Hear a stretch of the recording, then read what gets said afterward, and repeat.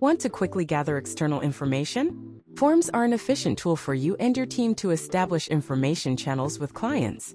Using form requires that you already have a view of the form and a set of fields required by the form. The fields displayed in this view will be used as fill-in fields for the form. Click the plus button on the left directory, select New Form.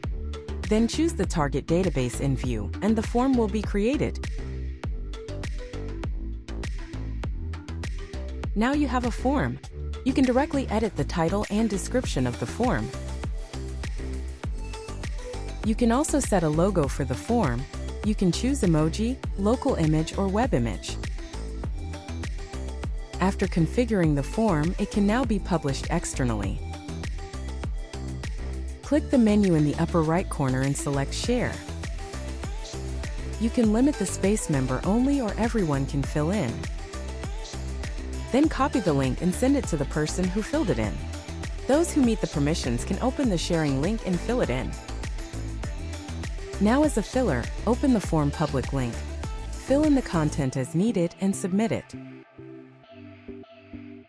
When someone submits the form, you can find the new record in the corresponding database.